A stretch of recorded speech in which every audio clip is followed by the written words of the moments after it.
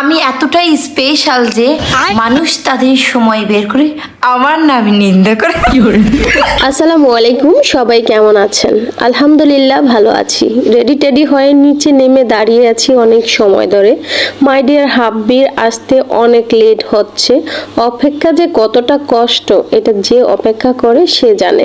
অনেক সময় ধরে মা মেয়ে দাঁড়িয়ে আছি। মাই ডিয়ার হাব্বি জ্যামের মধ্যে আটকে গেছে, সেজন্য দেরি। অবশেষে অপেক্ষার প্রহর শেষ হলো। তারপর ভাইকে উঠে চলে আসলাম একটা দোকানে, মানে এখানে আসছি সুরভির জন্য কিছু টি শার্ট কিনবো আর ওর বাবার জন্য কিছু টি শার্ট কিনবো। তো এখানে দেখলাম ভালো লাগে না, তোমারে দেখিলো পরানো ভরিয়া আসমানে জমিন দরিয়া।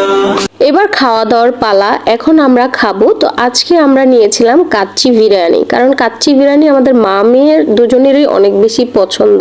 খাওয়া দাওয়া শেষ, সোনার বাংলাদেশ চলে আসলাম আরেকটা শপিং মলে। এখানে দেখবো কিছু টি শার্ট সুরভির জন্য, দেখি পছন্দ হয় কিনা। তো সবার আগে ঢুকলাম, যেহেতু সুরভি অনেক বেশি বড়লোক মানুষ, তো ওকে আমি একটু স্পেশাল ভাবে ঢুকালাম।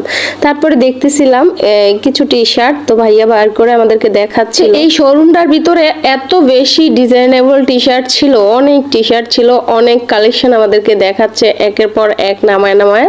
তো আমাদের সুরভির একটু সাদা বেশি পছন্দ, আর এটাকে একটা গোডাউনের মতো দেখা যাইতেছে। মানে এগুলা সব ছেলেদের কালেকশন আর বাচ্চাদের কালেকশন, মানে আমাদের মতো বয়সী মেয়েদের তেমন একটা কালেকশন এখানে নাই বললেই চলে।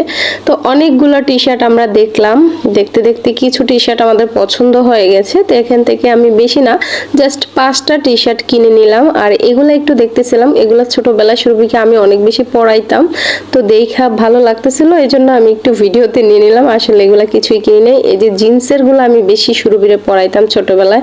তো এই ছিল আমাদের ভিডিও। কেমন লাগলো অবশ্যই কমেন্ট করে জানিয়ে দিবা। সবাই ভালো থাকবে। আল্লাহ হাফেজ।